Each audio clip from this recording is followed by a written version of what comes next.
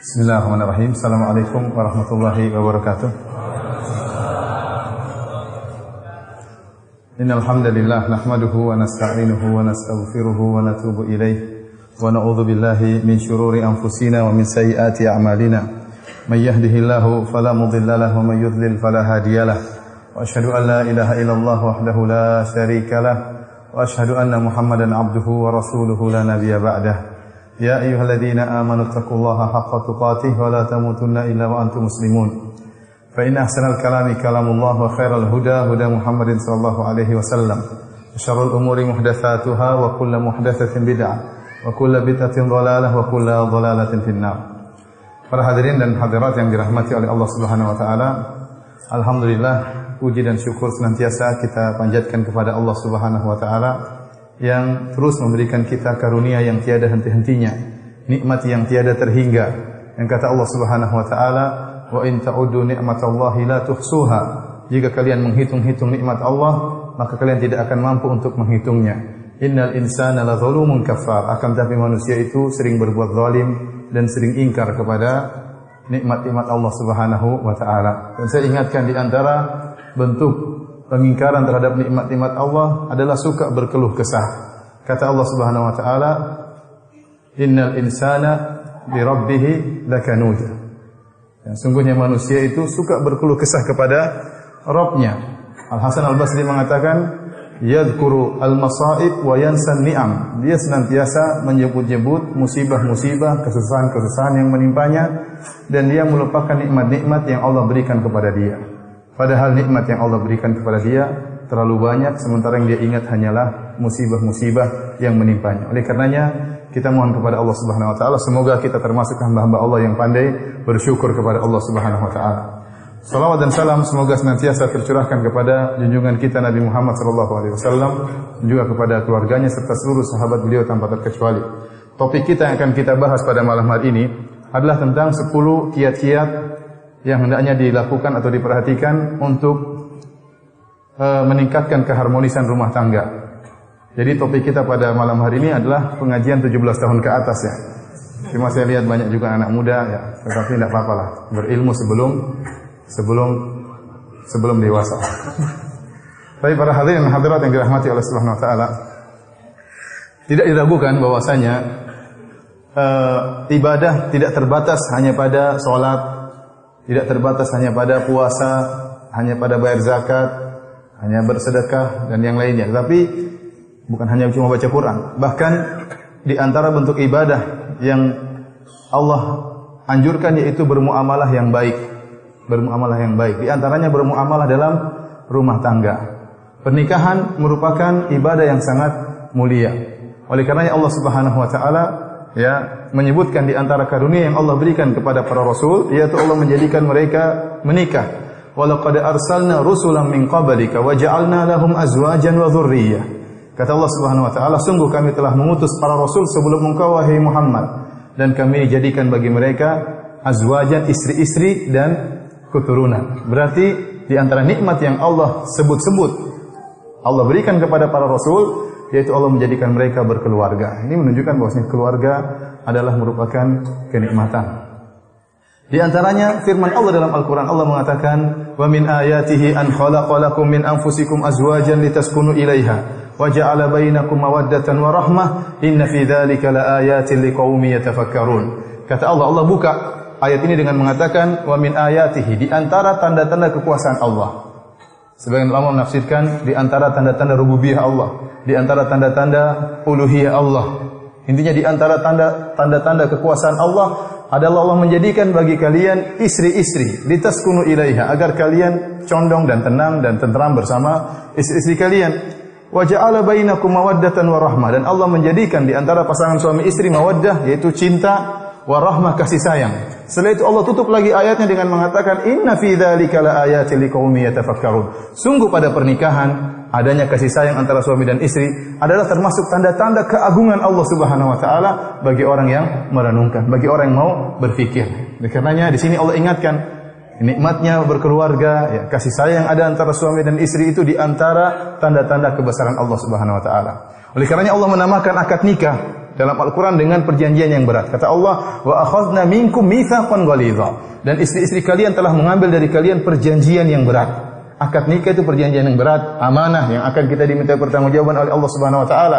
Kenapa Allah telah berikan karunia pernikahan bagi kita? Kalau pernikahan bukanlah ibadah, maka buat apa Nabi Musa alaihissalam bekerja keras 8 tahun bahkan 10 tahun sebagai penggembala kambing, sebagai pengurus sawah ladang dalam rangka untuk membayar maharnya, sebagaimana Allah sebutkan tatkala calon mertuanya berkata, inni uridu an unkihaka ihda ibnatayya hataini ala an ta'jurani thamaniyah hijaj fa in atmamta ashran famin indik.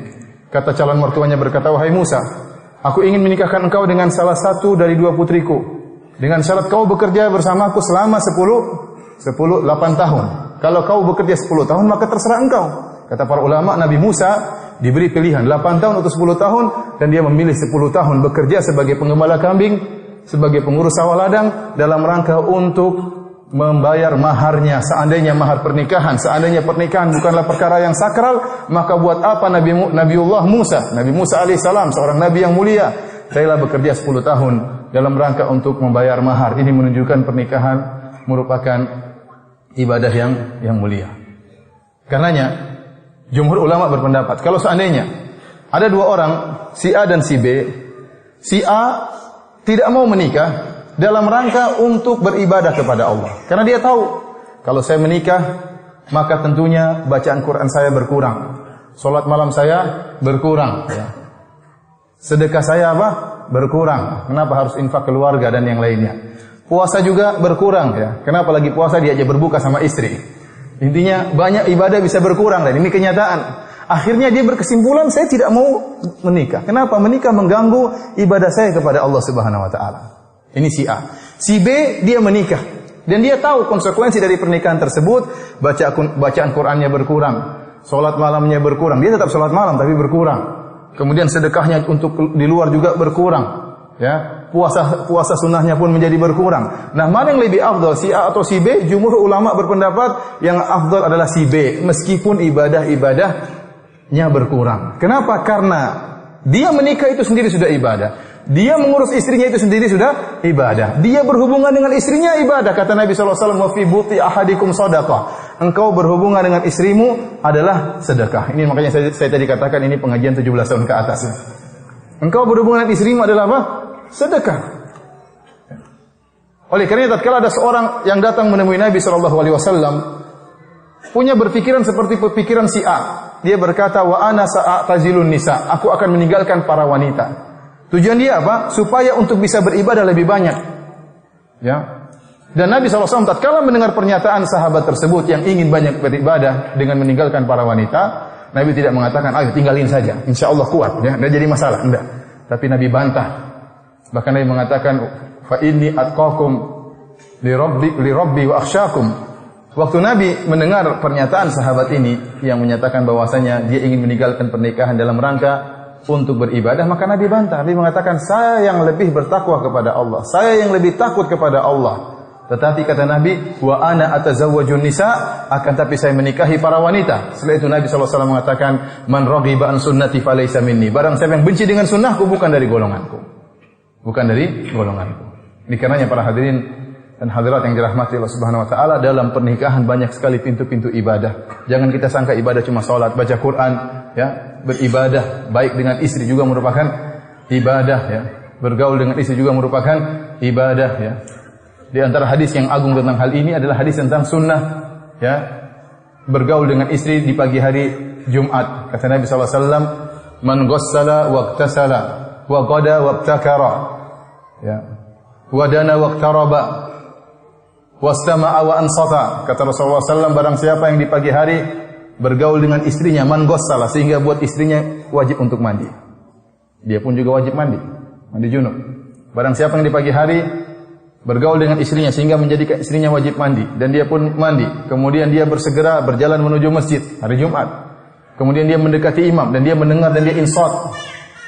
Kata Rasulullah SAW, kana lahu bi kulli khutwatin yakhtuha ajru qiyami sanatin wa siyamiha. Kata Rasulullah SAW, maka setiap langkah yang dia langkahkan dia akan mendapatkan pahala salat malam setahun dan pahala puasa selama setahun. Ini luar biasa. Ibadah dengan istri pagi hari, nikmat, dapat apa?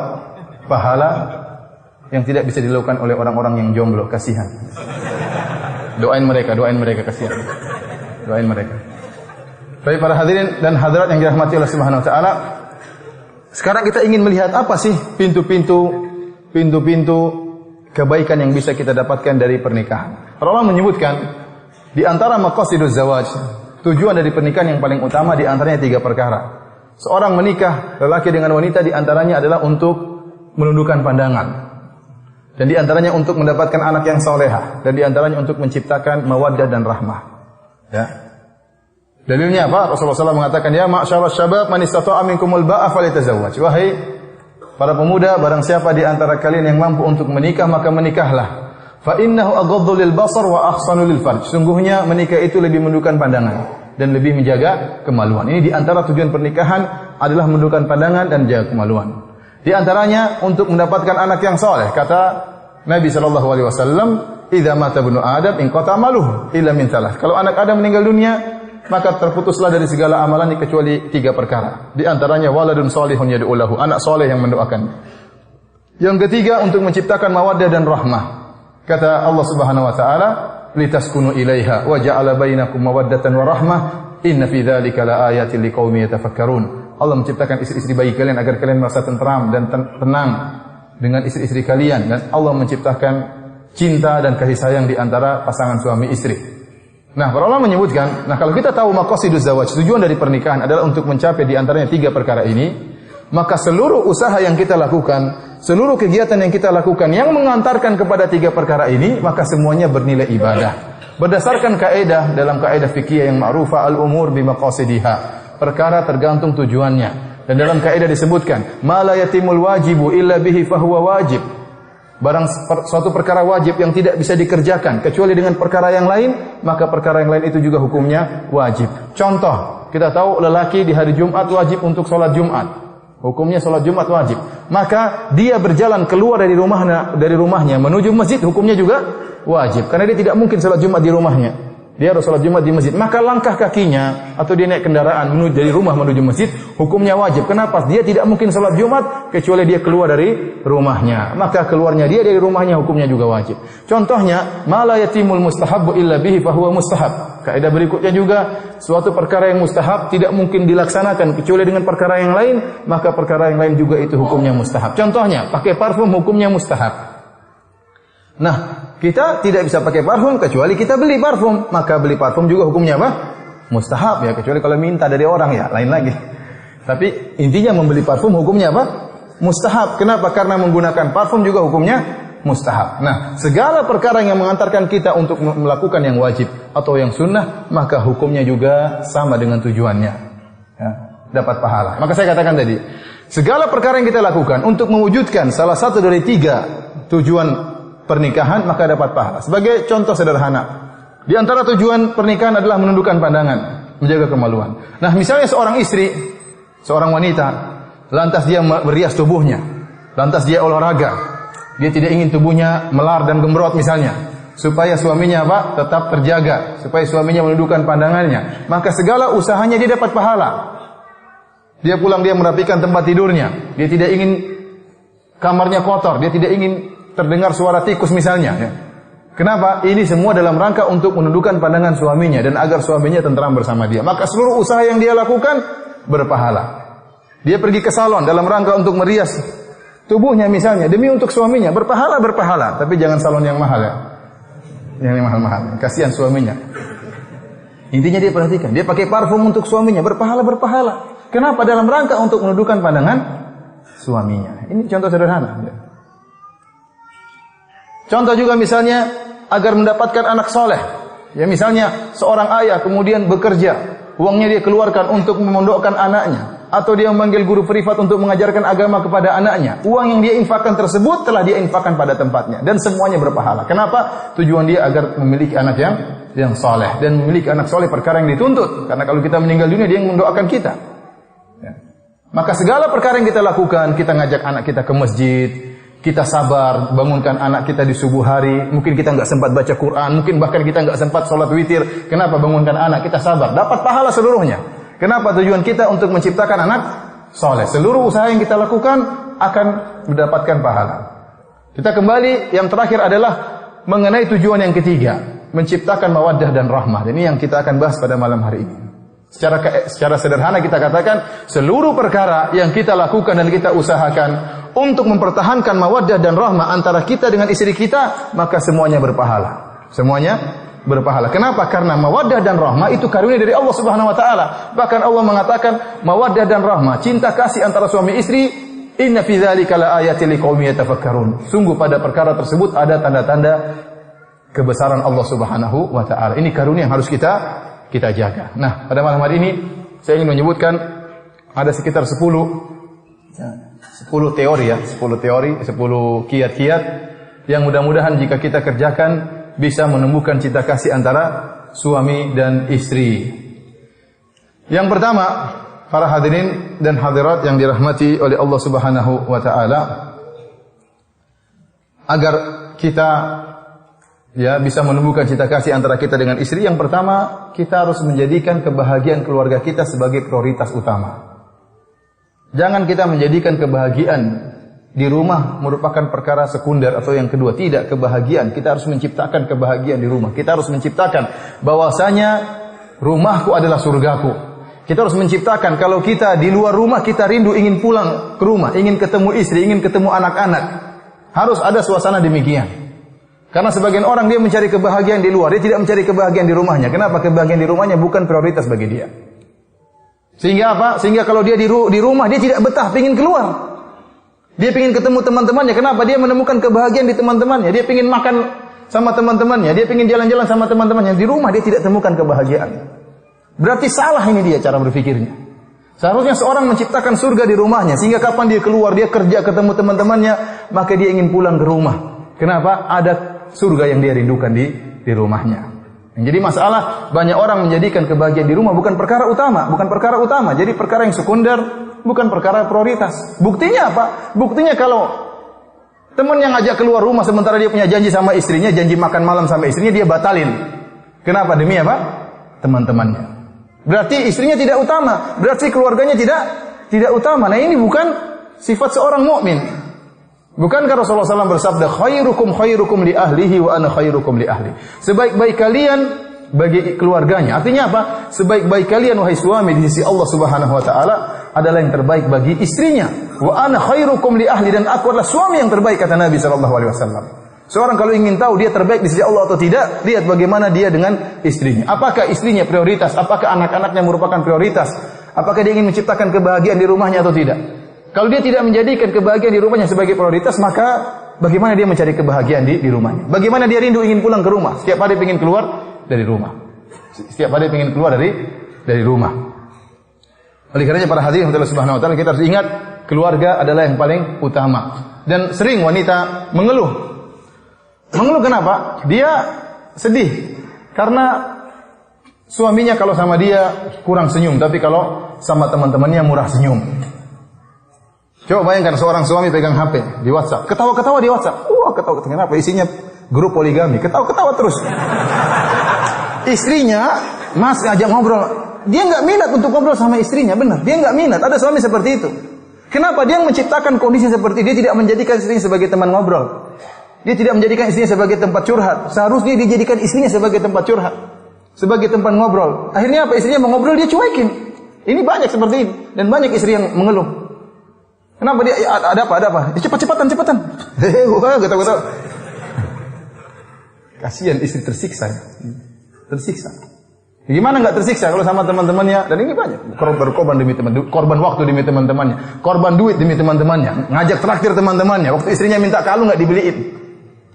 Nah, terus bagaimana Anda mau bahagia di rumah? Bagaimana Anda bisa menjaga mawaddah dan rahmah, cinta kasih yang Allah telah anugerahkan kepada Anda di rumah, sementara istri dan anak-anak tidak Anda perhatikan, kebahagiaan tidak Anda perhatikan di keluarga. Maka saya katakan sekarang kita rubah cara berpikir kita, bahwasanya lelaki yang terbaik di sisi Allah adalah yang terbaik bagi istrinya. Kalau Anda merasa senyum kepada teman itu berpahala, dan itu sabda Nabi sallallahu alaihi wasallam, tabassumuka li akhika shadaqah.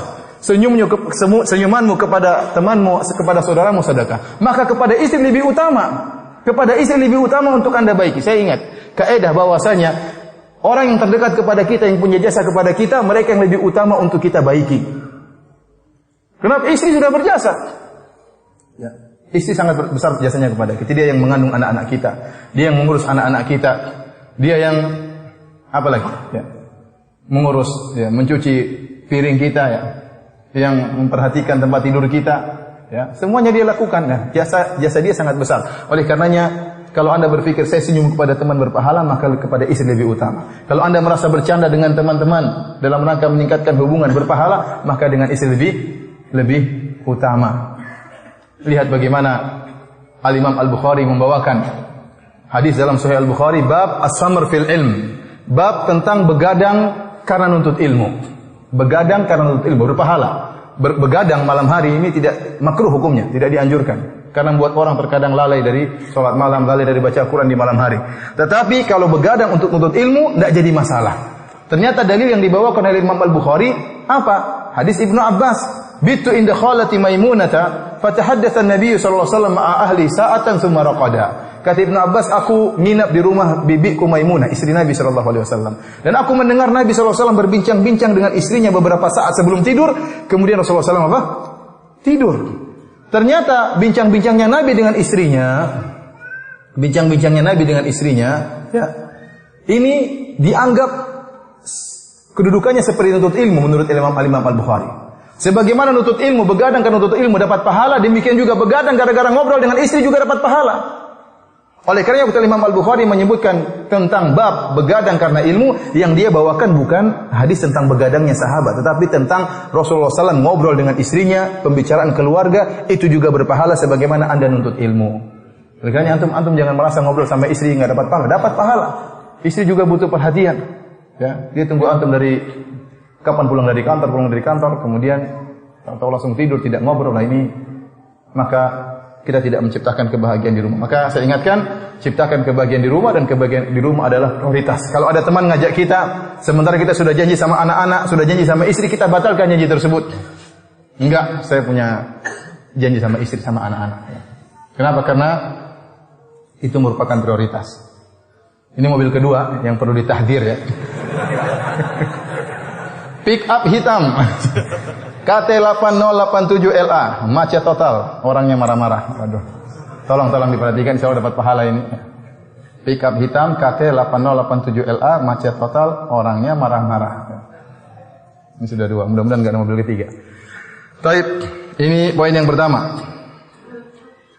Poin yang kedua, ya, agar meningkatkan keharmonisan rumah tangga suami istri, ya, perkara yang sering kita dengar yaitu jangan hanya mengingat kesalahan istri.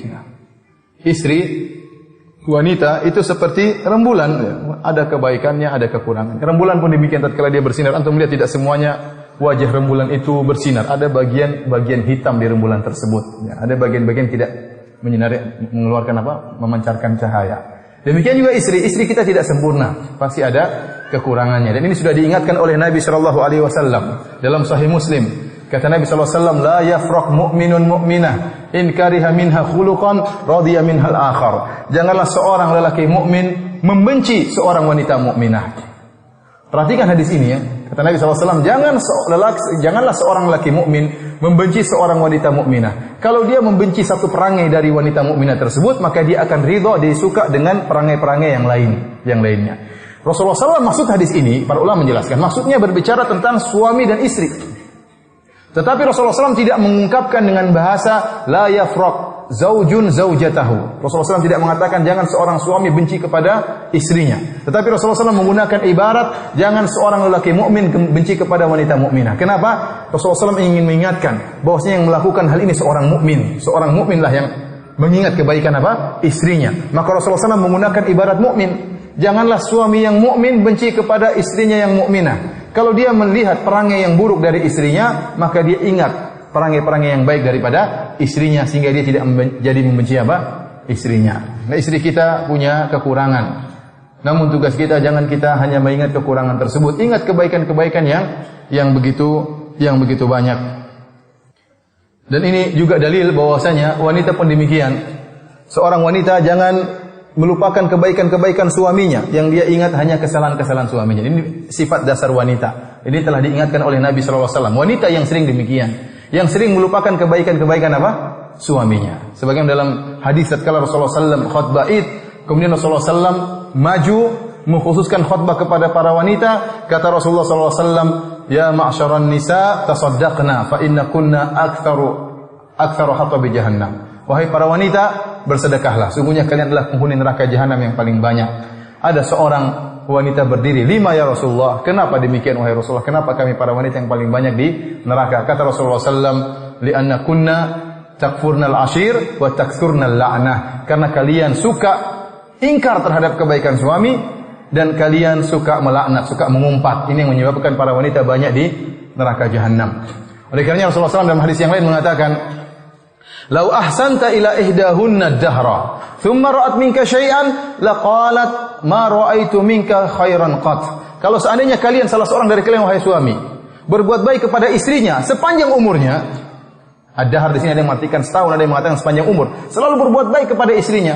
Thumma ra'at minka syai'an, tahu-tahu istrinya melihat keburukan darimu satu saja, maka dia akan berkomentar dengan mengatakan, "Ma ra'aitu minka khairan qat." Aku tidak pernah melihat kebaikanmu sama sekali. Dan ini ucapan-ucapan yang sering diucapkan oleh istri. Hati-hati para wanita. Inilah ucapan-ucapan yang mengingkari kebaikan suami dan menyebabkan anti-anti masuk dalam neraka jahanam. Contoh, suami mungkin salah, melakukan kesalahan, dan pasti seorang suami melakukan kesalahan. Tahu istrinya kemudian marah mengatakan, "Wahai suamiku, kau tidak pernah mencintaiku selama ini." Subhanallah. Bagaimana tidak pernah mencintaimu? Anak kita sudah 5. Ini anak dari mana semua ini? Kalau tidak pernah cinta. Jadi istri terkadang lupa, saking dia emosi dia mengatakan demikian, "Kau tidak pernah mencintaiku selama ini." Ya, kecintaanmu kepadaku hanyalah kemunafikan misalnya. Misalnya. Jadi maksud saya, hati-hati dengan perkataan seperti ini. "Kau tidak pernah belikan saya hadiah." Misalnya, tidak benar seperti ini. Gimana tidak pernah belikan hadiah? "Kau tidak pernah perhatian sama saya." Gimana tidak perhatian? Badanmu sekarang udah gemuk, dari mana bisa gemuk kalau nggak saya perhatikan? Intinya, hati-hati. Tatkala kita emosi boleh kita marah, selama wajar. Jangan sampai mengungkapkan ungkapan-ungkapan yang mengingkari kebaikan suami kita selama ini. Itulah ungkapan-ungkapan yang menjerumuskan dalam neraka jahanam. Yang kata Nabi sallallahu alaihi wasallam, "Fa inna kunna takfurnal ashir." Kalian paling banyak masuk neraka jahanam. Kenapa? Karena kalian suka mengingkari kebaikan suami. Nah, kalau wanita sifatnya demikian maka dirubah. Lelaki juga jangan seperti wanita. Sebagian lelaki seperti wanita, ya. Yang dilihat hanya kesalahan istrinya. Dia lupa dengan kebaikan-kebaikan apa? Istrinya. Istrinya bikin marah, kemudian dia lupa bahwasanya istrinya sudah berjuang. Istrinya telah dia ambil dari rumah ibunya.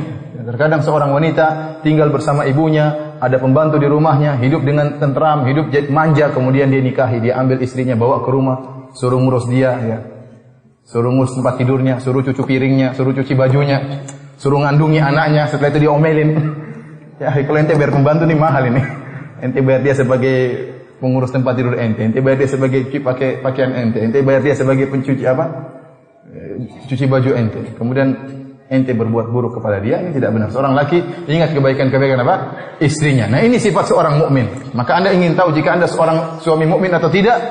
Lihat hal ini. Kalau istri Anda melakukan kesalahan, lantas Anda lupa dengan kebaikan-kebaikannya, berarti Anda bukan seorang mukmin. Karena Rasulullah SAW mengatakan, "La yafraq mu'minun mu'minah." Seorang suami beriman tidak boleh membenci apa? Istrinya yang beriman. Kalau dia melihat istrinya punya perangai yang buruk, dia akan mengingat perangai yang baik yang lain dari istrinya. Baik para hadirin dan hadirat yang dirahmati oleh Allah Subhanahu wa taala, di antara perkara yang bisa meningkatkan keharmonisan rumah tangga, perkara yang berapa ini? Yang ketiga, yaitu ya biasakan mengalah dalam urusan rumah tangga, ya. Kalau apalagi sudah terjadi perdebatan, seorang suami mengalah sama istrinya, istri pun demikian berusaha mengalah sama suaminya. Jangan ikut ego, ya. Kita ingat hadis Nabi sallallahu alaihi wasallam, ya. Terkadang kita benar tapi kita mengalah demi keharmonisan rumah tangga. Apa kata Nabi sallallahu alaihi wasallam? "Ana zaimun bi baitin fi rabadil jannah liman tarakal mira wa in kana muhiqqan." aku menjamin istana di pinggiran surga bagi orang yang meninggalkan perdebatan meskipun dia di atas kebenaran. Ini berlaku misalnya seorang dengan temannya lagi bicara perdebatan dalam suatu permasalahan, dia benar, dia yakin dia benar, tapi kalau dia teruskan akan terjadi patah hati, ribut, marah, kemudian akhirnya tidak lagi berteman, akhirnya dia ngalah. Dia dapat pahala, bahkan dijamin surga oleh Nabi Shallallahu Alaihi Wasallam. Nah, kalau sama teman demikian, apalagi dengan istri. Kalau istri sudah berdebat, sudah kita ngalah. Dan saya ingatkan kepada para suami, terutama kita ngalah kepada istri dalam urusan-urusan dalam rumah.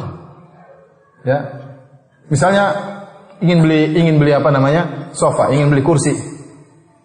Kita istri mengatakan, Mas, saya ingin beli kursi itu warna apa? Warna ungu. Waduh, kita ngalah aja deh. Padahal kita sukanya warna hitam misalnya. Dia pingin warna ungu, maka kita ngalah. Kenapa? Karena yang paling menikmati dalam rumah itu istri kita. Kita sering di luar rumah, yang nanti bersihkan kursi, yang nanti bersihkan lantai, semuanya istri kita. Maka kalau dalam urusan rumah, mending kita mengalah. Misalnya istri mengatakan pingin kamar modelnya seperti ini, ya ngalah. Itu urusan, karena istri yang paling sering di rumah. Tidak perlu kita debatkan kemudian kita ribut gara-gara masalah sepele dalam rumah. Ya, demikian juga istri. Kalau sudah masalah luar, ya, misalnya suami mengatakan saya ingin punya rumah di sana, maka istri mengalah. Istri mengalah karena ini keputusan suami. Jadi jangan bersikeras. Kalau sudah jadi perdebatan, maka hendaknya saling mengalah di antara suami dan istri. Ingat sabda Nabi Shallallahu Alaihi Wasallam, aku menjamin istana di pinggiran surga bagi orang yang meninggalkan perdebatan meskipun dia di atas kebenaran. Perkara yang keempat di antara yang menjaga keharmonisan rumah tangga dan meningkatkannya adalah saling memberi hadiah. Saling memberi hadiah. Rasulullah SAW mengatakan, tahadu tahabu. Salinglah beri hadiah di antara kalian, maka kalian akan saling mencintai. Nah, kalau kita ingin istri kita lebih sayang kepada kita, belikan hadiah buat dia. Jangan pelit sama istri. Jangan pelit sama istri. Saya ulangi, istri adalah orang di antara orang yang paling utama kita baiki. Ya, setelah orang tua kita yang paling utama kita baiki adalah istri kita dan anak-anak kita. Salah kalau seorang baik sama temannya, baik sama orang lain, tapi istrinya tidak dia perhatikan, anaknya tidak dia perhatikan. Ini salah seperti ini. Ya. Oleh karenanya belikan hadiah buat istri. Kalau dapat rezeki, dapat gaji, belikan. Bulan ini belikan apa? Belikan anting sih. Bulan depan lagi belikan yang satunya. Nanti bulan depan lagi, Mas, ini dong belum ada, nggak bagus ya, belikan lagi kalung. Ya. Bulan depan lagi belikan apa? Hidung misalnya. Tapi jangan diperlihatkan ke orang lain. Ya. Buat suami aja, nggak jadi masalah. Ya. Bulan lagi, Mas, kaki dong, ya, gelang kaki. Belikan. Kalau antum ada rezeki, nggak ada masalah, ada salah, apa salah, nggak ada salah. Belikan buat antum pun yang menikmati, dia cantik, dia indah, ya, dia mempesona, yang nikmati adalah antum, dan dia akan semakin cinta sama antum. Tapi kalau antum pelit ya repot. Oleh karenanya saling memberikan hadiah. Istri pun berusaha memberikan hadiah buat suaminya. Kalau suaminya kasih uang jajan misalnya, dia simpan sebagian untuk belikan sedikit, meskipun belikan songkok buat suami. Ini songkok buat saya belikan kamu kalung, kamu belikan saya songkok. Ya, nggak jadi masalah. Yang penting saling memberikan hadiah. Belikan baju buat apa? Suami, ini pilihan istriku, subhanallah. Ada teman punya jam. Saya bilang, kamu mau jam saya ini jam ada waktu sholat. Saya mau kasih buat dia. Jam ini saya mau kasih. Kata teman saya, enggak, ini kenangan Ustaz, enggak bisa ini. Kenapa? Dari istrinya, dia tidak mau terima. Kenapa? Karena ini hadiah dari apa? Dari istrinya. Dia tidak mau lepaskan. Karena istrinya senang kalau dia pakai jam tersebut. Contohnya saya tidak suka pakai cincin. Saya enggak suka. Tapi ini yang belikan siapa? Istri. Ya saya pakai terus. Mau dibilang terpaksa, ya terpaksa juga. Tapi ya gimana? Karena saya tahu dia suka kalau saya pakai apa? Cincin. Padahal saya nggak suka pakai cincin. Saya nggak suka. Saya pun nggak suka pakai jam. Tapi dia yang ngantar saya, dia yang belikan jam nih, pakai nih jam tuh. Ya, meskipun duit saya yang beli, cuma. Jadi mau saya saling berikan hadiah antara suami istri, maka ini menumbuhkan rasa cinta. Antum aja belikan baju, misalnya baju tidur, belikan buat istri. Belikan yang dia sukai warna apa, belikan ya. Intinya saling beli hadiah, maka akan menimbulkan saling cinta kasih, dan jangan pelit-pelit sama istri. Kalau ada rezeki belikan istri. Antum baiki dia sedikit, dia akan berbuat baik banyak kepada antum. Baik, yang keberapa? Yang kelima. Yang kelima, hendaknya mudah memaafkan pasangan. Kalau pasangan kita salah, kita maafkan. Istri kita salah, kita maafkan. Suami kita salah, maka kita maafkan suami kita. Dan kita terima uzur dari pasangan kita.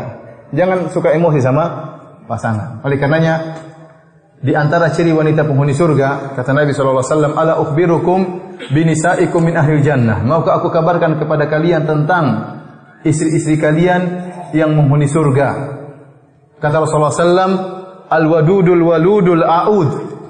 Yaitu seorang wanita penghuni surga, seorang istri yang dia al-wadud. Dia berusaha mencintai suaminya dan dia berusaha menarik hati suaminya untuk mencintainya. Al-walud yaitu seorang wanita yang subur. Kemudian al-a'ud, ini yang perlu kita perhatikan. Kata Nabi sallallahu alaihi wasallam di antara ciri penghuni surga, wanita penghuni surga al-a'ud. Siapa al-a'ud? Yaitu yang senantiasa kembali. Kata Nabi sallallahu alaihi wasallam, alladzi idza ghadiba zawjuha ja'at. Yaitu jika suaminya marah, maka dia pun segera datang. Hatta tad'a yadaha ala yadihi. Ya yada'a fi yadihi, maka dia pun meletakkan tangannya di atas tangan suaminya. Wa taqul, kemudian dia berkata, la adzuqu ghamdan hatta tarda. Saya tidak bisa tidur sampai kau maafkan saya. Ini ciri wanita penghuni surga. Kalau dia salah, dia segera datang kepada suaminya, lantas dia mengambil tangannya, kemudian dia mengatakan, wahai suamiku, saya tidak bisa tidur sampai kau maafkan saya. Jadi saya katakan, seorang wanita kalau dia salah segera minta maaf. Jangan dia tunda-tunda minta maaf kepada suaminya. Menjadi masalah, wanita ini memiliki sifat egois, ya, tidak mau minta maaf. Meskipun dia salah, dia ingin suaminya yang minta maaf. Benar atau tidak, Bapak-bapak? Benar. Ibu-ibu? Jadi meskipun dia salah, dia mau suaminya yang apa? Minta maaf. Kayak ada ego, apa salahnya dia minta maaf? Padahal suami itu sangat mudah untuk memaafkan kalau istrinya apa? Minta maaf. Suami itu sangat mudah maafkan. Kenapa? Dia tahu istrinya mengakui kesalahan. Dan dia punya hati yang sangat lembut, mudah untuk maafkan istrinya. Tapi istri minta maaf susah. Istri minta maaf itu apa? Susah. Bahkan kalau misalnya dia lagi marahan sama suaminya, dia usir suaminya, pulang, pergi kamu, jangan masuk ke rumah. Begitu suaminya pergi, dia sedih hati. Suami saya pergi. Dia lihat telepon, kapan ditelepon sama suaminya. Padahal dia sayang, cuma egonya membuat dia mengusir apa? Aku tidak mau lihat kamu pergi. Padahal dia sayang. Suaminya pergi, dia rindu kapan ditelepon. Begitu ditelepon, dia mau angkat, egonya naik lagi. Enggak, matiin aja. Padahal dia pengen angkat. Cuma dia egonya dia enggak lah. Tunggu suami telepon lagi. Dia mau angkat tapi dia punya ego, dia enggak mau. Padahal dia sayang sama suaminya. Begitu suaminya datang, sudah 3 hari enggak pulang-pulang, dia sedih. Suaminya datang hari ketiga, ketuk pintu, "Assalamualaikum," bahagia. Tapi egonya datang, "Kapan kamu pulang?" Padahal dia sudah rindu dari tadi. Oleh karenanya, ya, suami harus paham tentang sifat wanita ini. Suami itu, istri maunya apa? Istri itu maunya ini bukan tahdir, ini peringatan. 9 menit lagi salat Isya, ya. Jadi istri maunya kita mengalah. Tapi saya ingin katakan, istri penghuni surga adalah mudah untuk meminta maaf. Ya. Mudah untuk minta maaf. Suami pun demikian. Suami kalau kita lelaki salah, segera minta maaf kepada istri. Jangan ragu-ragu, istriku, saya mohon maaf, saya minta maaf. Meskipun istri kita cuek-cuekin, kita segera minta maaf. Dan saya ingatkan kepada laki maupun wanita, ada model-model orang yang mereka susah untuk mengatakan saya minta maaf. Kenapa? Karena ada egonya. Ya. Tetapi kalau kita tahu tipe istri kita atau tipe suami kita sulit minta maaf, maka jangan tunggu dia minta maaf dengan lisannya, jangan. Nggak akan berjalan kalau begitu caranya. Kenapa? Dia tidak bisa pandai untuk minta maaf. Nah, yang penting kita lihat sikap dia sudah berubah, maka itu berarti dia minta maaf. Contohnya, seorang suami bersalah terhadap istrinya ngambek. Dan suami ini tahu dia bersalah, dia sulit untuk minta maaf sama istriku maafkan aku, susah. Dia merasa laki-laki ngapain minta maaf sama perempuan. Ada suami seperti itu. Saya laki-laki ngapain minta maaf sama perempuan. Tapi akhirnya dia merasa bersalah. Dia tidak mampu untuk minta maaf kepada istrinya. Tapi kemudian dia telepon, istriku, pakai bajumu, kita makan di luar. Makan di warung apa tadi, Pak? Makan di restoran. Nah, itu berarti suaminya minta maaf. Tapi minta maafnya ngajak makan keluar. Maka istri jangan, enggak, kamu minta maaf dulu. Jangan, sudah kalau dia suruh ajak keluar makan, sudah keluar aja. Sudah, itu berarti suami minta maaf. Jangan tunggu dia mengatakan, maafkan saya. Tidak semua lelaki bisa demikian. Demikian juga wanita, apalagi yang paling susah minta maaf. Kalau istri kita marah sama kita, ternyata dia tahu dia salah. Ngambek sudah 2 hari, 3 hari tidak mau ketemu kita. Pada hari keempat dia datang, dia pijit-pijit kaki kita. Berarti suamiku saya minta maaf sebenarnya. Sebenarnya pijit-pijit kaki itu artinya apa? saya minta maaf, cuma dia tidak bisa mengungkapkan. Kenapa? Ego ada dalam dirinya. Maka kita tidak usah berharap, sudah istri kita sudah mijit kaki, sudah bikinkan teh, ya udah berarti dia minta maaf, maka maafkanlah dia. Karena tidak semua orang pandai untuk mengungkapkan apa? Saya minta maaf. Dan suami yang baik dan istri yang baik mudah memaafkan pasangannya. Tapi para hadirin dan hadirat yang dirahmati Allah Subhanahu wa taala. Perkara yang keenam, untuk meningkatkan keromantisan atau keharmonisan hubungan rumah tangga suami istri, perbanyak melakukan hal-hal yang romantis. Ini yang kurang kita pelajari, terutama orang-orang yang ngaji. Saya ketemu dengan teman saya baru nikah, akhirnya cerai sama istri. Kenapa? Ustaz, dia tidak bisa romantis sama saya, Ustaz. Saya pulang dari kantor, dia cuma diam-diam aja. Padahal saya inginkan disambut, kemudian mungkin dicium kening saya. Dia tidak bisa melakukan demikian, Ustaz. Kenapa? Wanita ini mungkin ngaji terus, nggak pernah belajar romantis. Dia nggak tahu cara romantis. Padahal perlu belajar. Kalau di Arab Saudi ada daurah. Saya bilang di Arab Saudi itu sebelum laki-laki dan perempuan menikah dibuat daurah tentang rumah tangga. Diajari supaya mereka bisa hidup dengan apa? Dengan romantis dan bisa indah kehidupan mereka. Karena perlu belajar. Apalagi malu-malu. Suami malu-malu, perempuan malu-malu. Ya akhirnya apa? Nggak ada romantis sama sekali. Padahal kita dianjurkan untuk berbuat hal-hal yang romantis agar istri semakin cinta, suami pun semakin cinta. Dan ingat, meningkatkan keharmonisan rumah tangga dituntut dalam syariat. Ya sederhana saja. Seperti istri kita mungkin tidur, tahu-tahu selimutnya kebuka. Ya antum ambillah selimutnya, tutup. Kan indah itu. Meskipun dia bangun, dia pura-pura tidur, biarin aja. Dia ingat subhanallah suami saya. Antum cium keningnya. Antum ulus-ulus apa? Rambutnya, jangan ulus-ulus jerawatnya, jangan. Rambutnya antum ulus-ulus. Ya, Masya Allah suami saya apa? Perhatian. Itu indah, itu dapat pahala. Antum kira ulus-ulus ini dapat pahala? Dapat pahala. Antum mau keluar rumah cium tuh istri. Rasulullah SAW dalam Sunan Abi Dawud sebelum keluar ke masjid beliau mencium apa? Istrinya. Apa antum pernah melakukannya? Saya tanya sama antum. Wahai antum-antum ini yang berjenggot-jenggot ini, antum melakukan demikian atau tidak? Katanya sunnah Nabi SAW. Romantis. Rasulullah SAW sebelum ke rumah cium apa? Istrinya. Ustaz, saya dulu lakukan saat waktu masih pengantin baru. Sekarang udah nggak pernah. Waktu pengantin baru aja. Sekarang sudah nggak pernah. Ya akhi, apakah itu? Ya, ini menyelisih sunnah Nabi Shallallahu Alaihi Wasallam. Ya. Kita kalau lihat bagaimana romantisnya Nabi, sering saya sampaikan dalam banyak pengajian bagaimana romantisnya Rasulullah SAW. Rasulullah SAW mandi bareng sama istrinya. Aisyah mengatakan kuntu aktasilu ana wan nabi sallallahu alaihi wasallam min ina'in wahidin kilana junubun fayubadiruni hatta aqula lahu da'li. Aku mandi bersama Nabi sallallahu alaihi wasallam. Kami berdua dalam kondisi junub dari satu tempat air. Fayubadiruni, maka Rasulullah SAW melombaiku mengambil air. Jadi Rasulullah SAW waktu mandi junub bersama Aisyah, dia mencandai Aisyah. Dia ambil air cepat melombai Aisyah sampai Aisyah mengatakan, "Ya suamiku, tinggal sisakan air buatku, sisakan buat air buatku." Jadi mandi bareng dan bercanda dalam mandi tersebut. Antum jangan mandi bareng sama istri kemudian diam-diam mandi sendiri. Itu tidak romantis kalau begitu. Jadi mandi bareng sama istri, udah anak-anak suruh main di luar, ente mandi sama istri. Bercanda sebagaimana sudah benar Nabi sallallahu alaihi wasallam bercanda dengan apa? Istrinya, sunnah Nabi sallallahu alaihi wasallam yang ditinggalkan oleh banyak orang-orang yang berjenggot. Sunnah Nabi sallallahu alaihi wasallam. Ya, kita akan gimana? Ada orang-orang tidak ngaji tapi menjalankan sunnah Nabi, kita harusnya lebih utama menjalankan apa? Sunnah Nabi Shallallahu Alaihi Wasallam. Kita aja istri kita mandi bareng. Nggak usah malu-malu. Mas kamu sudah tua, mas macam-macam aja. Sunnah Nabi. Nabi umur 60 lebih mandi bareng sama istrinya. Jangan malu. Laksanakan ya. Laksanakan. Ya akhi, bagaimana nanti mandi bareng kemudian air mandi bareng siram-siraman, maka seluruh dengki, seluruh kejengkelan akan gugur bersama gugurnya air-air tersebut. Indah atau tidak? Ya, antum nggak lakukan, antum nggak tahu. Oleh karenanya lakukan sunnah tersebut ya, jangan ragu-ragu. Azan ya. Nanti kita lanjutkan insyaallah habis salat Isya, kita lanjutkan lagi. Wallahu ta'ala a'lam bishawab. Assalamualaikum warahmatullahi wabarakatuh.